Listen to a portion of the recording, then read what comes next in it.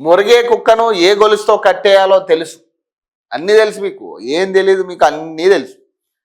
ఎట్లా ఎట్లా దందాలు చేయాలా, ఎట్లా భూదందాలు చేయాలా, ఎక్కడెక్కడ భూములు లాక్కోవాలా, ఏ స్ట్రాటజీ ఉపయోగించాలా అన్నీ తెలుసు. ఏది తెలీదు మీకు, అన్నీ తెలుసు. కుక్కను ఏ గొలుసుతో కట్టాలనేది దాంతోపాటు అన్నీ తెలుసు మీకు. ఏ భూములు ఎట్లా, ఎక్కడ అక్రమంగా ఎక్కడ దోచుకోవచ్చు అన్నీ తెలుసు అనమాట మనకి. వారికి అసెంబ్లీలో గట్టిగా సమాధానం చెబుతాట. అసెంబ్లీలో ఏ చర్చకైనా సిద్ధమట మంత్రి పొంగులేటి. అసలు టైం ఏడుందబ్బా మనకి.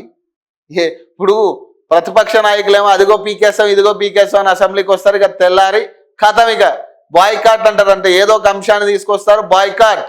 ఇక మొత్తం అసెంబ్లీ సమావేశాలను మానేసి సినిమాలు చూసుకుంటారు వాళ్ళ ఇంటికాడ కూర్చొని. మీరేమో చర్చకు సిద్ధం అంటారు, వాళ్ళేమో రారు. ఇక వన్ సైడ్గా అక్కడ అసెంబ్లీ నడుస్తుంది, కథం ఇక క్లోజ్. అడిగేటోడు ఉండడు, పెట్టేటోడు ఉండడు. ఇక అసెంబ్లీ సమావేశం అయ్యే టైంకి ఇంత బడ్జెట్ కేటాయించినాం, ఇన్ని జీవోలు తీసుకొచ్చినాం అని మీరు బయట పెద్ద పెద్ద ప్రచారాలు చేసుకుంటారు. ఇక మాకు అర్థం కాని విషయం ఏంటంటే మీరు వాళ్ళు కుమ్మక్క ఇదేమైనా చేస్తున్నారా అన్న ఆలోచన కూడా వస్తుంది మాకు. రెండు పార్టీలు కలిసి పొత్తులో చేస్తున్నారా, పొత్తులో భాగస్వామ్యం ఇది అనుకుంటున్నాం మేము. పొత్తు పెట్టుకున్నారేమో, కొత్తగా ఏమైనా పొత్తు ఏర్పడిందేమో, కాంగ్రెస్కి బీఆర్ఎస్కి కలిపి పొత్తు ఏమైనా ఏర్పడిందేమో అనిపిస్తూ ఉంది మాకు. మీరు చేస్తున్న ఈ అసెంబ్లీ, ప్రధానంగా అసెంబ్లీ విషయానికి వచ్చేసరికి వాళ్ళేమో బీఆర్ఎస్ వాళ్ళు ఏమో ఉన్నదానికి లేనిదానికి అన్నిటికీ కూడా బాయ్కాట్ అంటారు. వాళ్ళు పోతారు. ఇక ఈ అసెంబ్లీ సమావేశాలు ముచ్చటే ఉండదు. ఇంకా వాళ్ళకి సినిమా చూసినట్టు చూస్తారు ఇక టీవీలో, అంతే కథం. ఇక తర్వాత అసెంబ్లీ సమావేశాలన్నీ అయిపోయినాక మాట్లాడతారు వాళ్ళు. ఇదొక విడ్డూరం, వింత ఇది. వాళ్ళు ఏ జీవో మీద ఏం మాట్లాడాలని అడిగేటోళ్ళు లేక అన్ని జీవాలు ప్రవేశపెట్టామంటారు వీళ్ళంతే. ఏముంది ఇక అడగాల్సిన ప్రతిపక్షమే నిద్రపోతా ఉంది. ఇంకేముంటుంది పంచాయతీ. ఓఆర్ఆర్ పక్కన నా క్రషర్ ఉందంటూ నాపై పిచ్చి కుక్కలు చాలా మొరుగుతున్నాయట.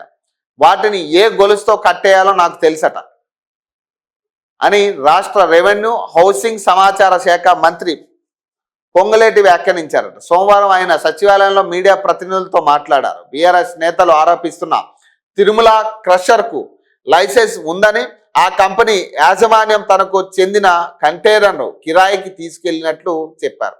తనపై పిచ్చి మాటలు మాట్లాడుతున్న వారికి అసెంబ్లీలో గట్టిగా సమాధానం చెప్తానని అన్నారు. ఈ నెల 16 నుంచి జరిగే అసెంబ్లీ సమావేశాలకు ప్రతిపక్ష నేత కేసీఆర్తో సహా బీఆర్ఎస్ శాసన సభ్యులందరూ హాజరు కావాలని హితావు పలికారు.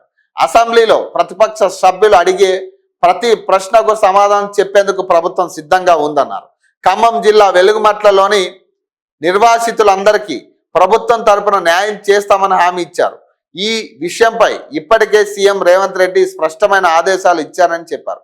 త్వరలో అక్కడి అర్హులందరికీ ఇంటి పట్టాలతో పాటు ఇందిరమ్మ ఇళ్లను మంజూరు చేస్తామని చెప్పారు. కాంగ్రెస్ ప్రభుత్వం ఎప్పుడు పేదవాడి పక్షానే ఉంటుందని స్పష్టం చేసినార. పాపం ఈయన ఏదైతే ప్రతిపక్ష పార్టీలు హాజరవ్వాలంటున్నారో, ఏదైతే కేసీఆర్ నుంచి ప్రతి ఒక్కరు హాజరవ్వాలని ఆయన చెప్తా ఉన్నారో అది జరగని పని, అది జరగని ముచ్చట. అది కాదు, అది ఎక్స్పెక్ట్ చేయొద్దు. ఈసారి ఎట్లా పోతారో చూడాలి వీళ్ళు. ఇప్పుడు ఈసారి అసెంబ్లీలోంచి ఎట్లా పోతారో చూడాలి ఈ బీఆర్ఎస్ నాయకులందరూ. ఏ సాకుతో పోతారో తెలియదు. ఇప్పుడు ఈ క్రషర్లో ఇప్పుడు క్రషర్ వేరే వాళ్ళది, నా ఏమంటారు కంటైనర్ కిరాయికి తీసుకెళ్ళిండు అంటాను. సరే నీ కంటైనర్ కిరాయికి తీసుకెళ్ళిండు, దాని మీద మీ రాఘవ కన్స్ట్రక్షన్స్ పేరు ఉంది, అది ఒకటే కదా చర్చ ఇక్కడ. మరి దానికి ఎందుకు పెయింట్ వేసారు మీరు? సరే వాళ్ళ అద్దెకి తీసుకెళ్ళారు, మరి అది ఆ క్లారిటీ ఇవ్వాల్సింది కదా మీరు. మరి ఎందుకు పెయింట్ వేయాల్సి వచ్చింది చెప్పండి మీరు? సింపుల్ క్వశ్చన్ ఇది, సింపుల్ క్వశ్చన్. ఇప్పుడు సరే మీరు కిరాయికి తీసుకెళ్ళిన అనే మాట మీరు మొదట్లో చెప్తే అయిపోయాయి కదా, కథం. నా కంటైనర్ వాళ్ళు అద్దెకి తీసుకెళ్ళిరని మొదటే చెప్పుంటే అయిపోయేది కదా. మరి ఎందుకు దానికి పెయింట్ వేయాల్సి వచ్చింది చెప్పండి? ఇప్పుడు ఆ పెయింటే కదా అసలు మీ కొంప ముంచింది ఆ పెయింట్ కదా. అసలు మీ కొంప ముంచింది ఆ పెయింట్. అసలు ఆ పేరు కవర్ చేయకుండా ఉండుంటే అయిపోయాయి. అవును నాదే ఆ కంటైనర్, కిరాయికి తీసుకెళ్లారు అంతే, కథం. మరి ఇది ఎందుకు చెప్పలే ముందు? ఇప్పుడు ఎందుకు చెప్తా ఉన్నారు దీన్ని? పాపం ఆలోచించుకున్నారేమో, సమాధానం ఏం చెప్పాలో తెలియక ఆలోచించుకుని ఇప్పుడు దానికి రిప్లై ఇచ్చారు పాపం. అంతే, టైం ఇవ్వాలి మనం. సో ఇప్పుడు ఈ వెలుగుమట్ల గ్రామానికి సంబంధించిన విషయాలు మాట్లాడుతూ ఉన్నారు. సరే, మీరు దోచుకున్న భూమి పేదల భూమా కాదా? ఒకటి క్లియర్, పేదల భూమే కదా, పేదలకి డొనేట్ చేసిన భూమి అది, వాళ్ళకి పట్టాలు ఉన్నాయి. సరే, ఏదైనా జరగవచ్చు, అక్కడ పట్టాలు అయితే ఉన్నాయి వాళ్ళకి. ఇప్పుడు మళ్ళీ మీరు ఇందిరా మిల్లు మంజూరు చేస్తా అంటున్నారు. ఇందిరా మిల్లు ఎవరికి మంజూరు చేయాలి? పేదలకి కదా. పేదల ఇల్లు కూలగొట్టి మళ్ళీ పేదలకే మనం ఇందిరా మిల్లు మంజూరు చేస్తాం. మరి ఆ భూమిలోనే కట్టియచ్చు కదా మీరు, అయిపోయేది. ఇప్పుడు ఆ భూమిలోనే మీరు ఎవరైతే పేదలు, అందులో మీరు అంటున్న కబ్జాదారులు ఎవరున్నారు ఏందన్నది మీరు ఒకసారి ఫిల్టర్ చేసుకుని పట్టాలన్నీ చూసి పరిశీలించిన తర్వాత వాళ్ళకి ఇల్లు కట్టియండి అక్కడే. అదే భూదాన్ భూమిలో ఇల్లు కట్టియండి మీరు. మళ్ళీ ఇంకొక చోట ఎందుకు? మనకు ప్రభుత్వానికి డబ్బులు దండగ కదా ఇది, ప్రభుత్వానికి డబ్బులు దండగే కదా ఇది. ఎవరి పైసలు ఇవన్నీ కూడా ఎవరి చేతిలోంచి ఇస్తామన్నారు మీరు? మీ సొంత పైసలు కాదు. మీ సొంత పైసలు అంటే ఇంత అవలీలగా ఖర్చు పెట్టే పరిస్థితి ఉండదు. మీ సొంత పైసలు కాదు కాబట్టే ఈ ప్రతి నష్టాన్ని ఎవరి మీద మీరు వేస్తున్నారు? ఎవరిని బాధ్యులు చేస్తా ఉన్నారు? తెలంగాణ ప్రజల్ని బాధ్యులు చేస్తా ఉన్నారు. ప్రతి నష్టానికి, ప్రతి 100 కోట్ల మీరు చేస్తే నష్టానికి ప్రజల మీదే లాక్కుంటున్నారు మీరు పైసలని. ప్రజా ధనంలోంచి మీరు వసూలు చేస్తూ ఉన్నారు ప్రతి రూపాయిని. మా కష్టాజీతం అది, మేం కట్టిన ట్యాక్సులు అవి, తెలంగాణ ప్రజలు కట్టిన ట్యాక్సులు అవి. మీరు మీరు మీరు కూలగొట్టి ఒక నష్టం చేసి మళ్ళీ దాన్ని కట్టివ్వడానికి ఇంకొక నష్టం చేస్తూ ఉన్నారు. ఎవరికి నష్టం చేస్తున్నారు? మళ్ళీ పేదలకి. అదే మిడిల్ క్లాస్ వాడు సప్పో చేసి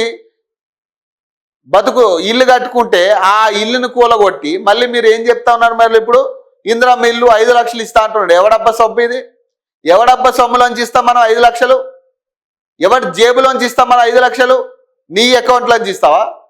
లేదా ముగ్గురు మంత్రులు ఎవరైనా, ఇప్పుడు పొంగులేటి శ్రీనివాసరెడ్డి లేదా అక్కడ ఉన్న బట్టి విక్రమార్క, తుమ్మల నాగేశ్వరరావు, వీళ్ళ అకౌంట్లోంచి ఇస్తాం మనం? ఎవరి అకౌంట్లోంచి ఇవ్వాలి అది? మళ్ళీ ప్రజల అకౌంట్ నుంచి, అదే ప్రభుత్వ అకౌంట్ల నుంచి మీరు మళ్ళీ నష్టం చేస్తూ ఉన్నారు.